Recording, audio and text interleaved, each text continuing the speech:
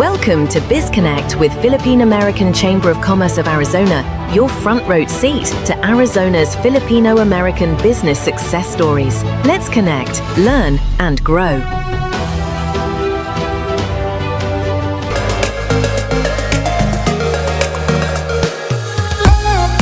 Hi everyone, and welcome to BizConnect with Paca, the show where we shine a spotlight on inspiring entrepreneurs from our community.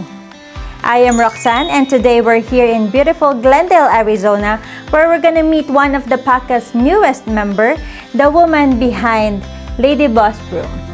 This business isn't just about cleaning. It's about empowering homes, uplifting lives, and showing how strong women can build strong businesses too.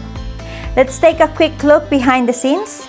Here at Lady Boss Broom, the team is hard at work bringing spotless spaces and peace of mind to homes and offices from Arizona. From residential deep cleans to commercial spaces, they do it all with heart, hustle, and a whole lot of passion. So joining me today is the lady behind Lady Boss Broom, Miss Ana Luz Prangers.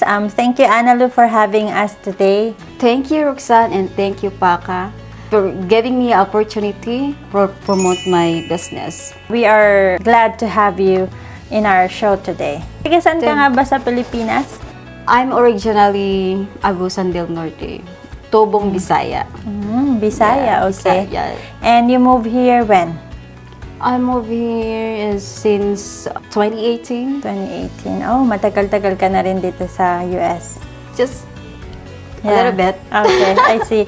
Congratulations again sa new business mo. Thank you. We're really looking forward for this interview because when we heard that you joined Paca, and congratulations and welcome for joining Paca. Thank you. So, my first question, Ana Luz, ready ka na ba? Medyo.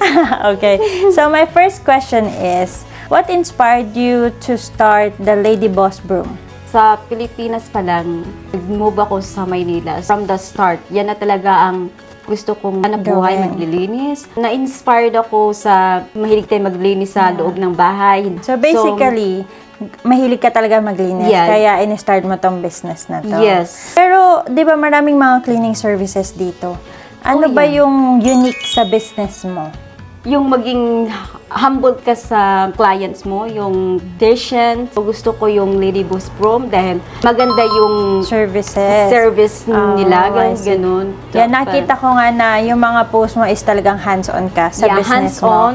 Laging present ka, like right on time, nandun ka sa client mo na hindi ka pwedeng malate. Para next time, hindi ka nilang ma-fired. So, very satisfied. You make sure na satisfied sila sa services mo.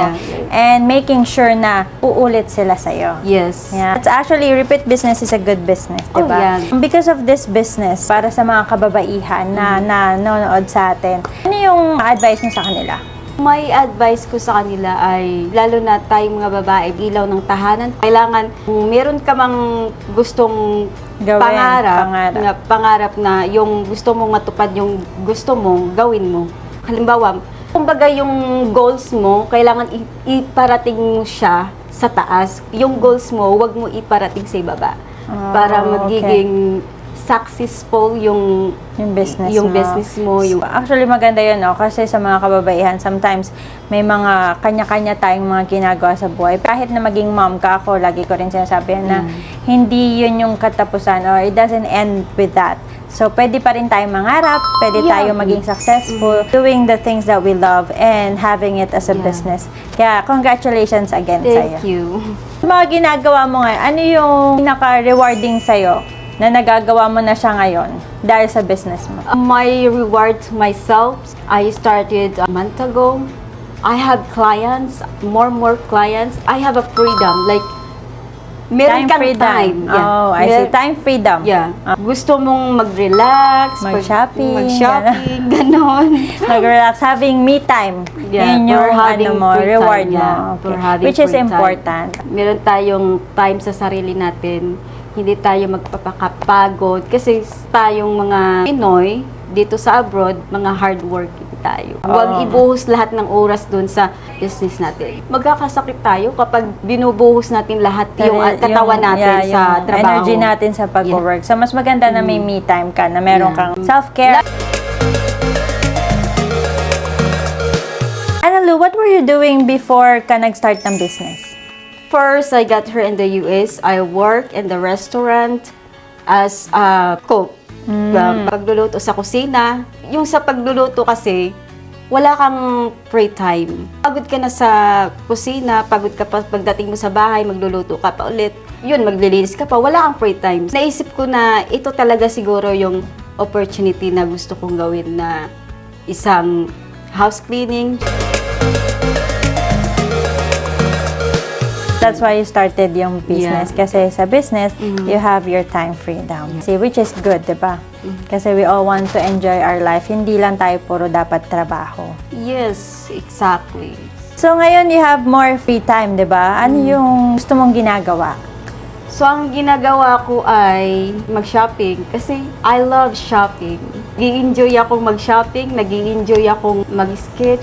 Minsan, drawing ako. Kasi mahilig din ako sa paintings. So, drawing, sketch. Yan talaga yung hilig ko. At saka yung paglilinis. I-enjoy mo lang yung, kung may time ka, i-enjoy mo lang yung sarili mo para kapag-relax. And also, may nakita ko meron kang mga employee. Hindi lang ikaw, 'di ba? Yes. Yung ano. So which is good kasi not only kapag kunyari hindi ka pwede, meron kang mga employee to do it for you. And Yes, that's the that's good thing about having a business. So having a business, 'di ba, hindi naman madali yan sa lalo na pag nag-uumpisa ka. Ano yung mga struggles mo nung nag-start ka sa business na 'to? So, ang struggles ko kasi sa business, yung marami kang competition. Kasi hindi lang ako ang may business na house cleaning services. Marami. Pero lucky pa rin ako kasi ako yung pinili sa mga client na gustong magpapalinis ng kanilang bahay kasi dahil unique yung pagka-service ko sa kanila. Yung kailangan patient and kind. Oh, I see. So, sa'yo, dahil alam mo na marami kang kakompetensya, and anyway, dito ka pala around sa Glendale, di ba? Anywhere ako. So, pwede ka kahit saan. Yes. Kontakin ka lang nila. But also, sinabi mo nga na yung sa business mo is you make sure na very efficient yung work mo and you make sure na yung mga client mo is satisfied sila sa ginawa mong work para sa kanila. And you make sure na matatandaan ka nila once na kailangan ka Yes. nila or kailangan nila ng cleaning services. Yes. So, meron nga akong ibang mga client din na siset sila ng buwan every 2 weeks na, ikaw na lang ang kukunin namin kasi nakikita ko yung satisfied talaga ako sa pag-clean ninyo. Masisipag pa yung mga employees mo. Yan ang naririnig ko sa mga clients ko. Ayan, congratulations again. And syempre, talagang totoo yun sa cleaning services, talagang tinitignan nila kung malinis ba talaga. Lalo na sa mga busy na mga tao, Yes. they want to make sure na matutulungan mo talaga sila. So lastly, dahil syempre gusto namin na i-promote talaga yung business mo. So saan ka ba nila pwedeng ma-reach or meron ka bang website for them to go to if they need cleaning services? I do have a website, www.ladybossroom.com, and I have phone number. You can reach me 602-384-0590. Alright, thank you so much, Annalu, for having us, and congratulations again to your Thank business. you, Roxanne. If you are in Glendale or Scottsdale or the surrounding area and looking for a reliable, passionate, and empowering cleaning services, Lady Boss Broom is the name to call. This has been your host, Roxanne, and it's been a pleasure taking you behind the scenes of Lady Boss Broom. Remember, when strong women build strong businesses, communities shine brighter. See you next time. Bye!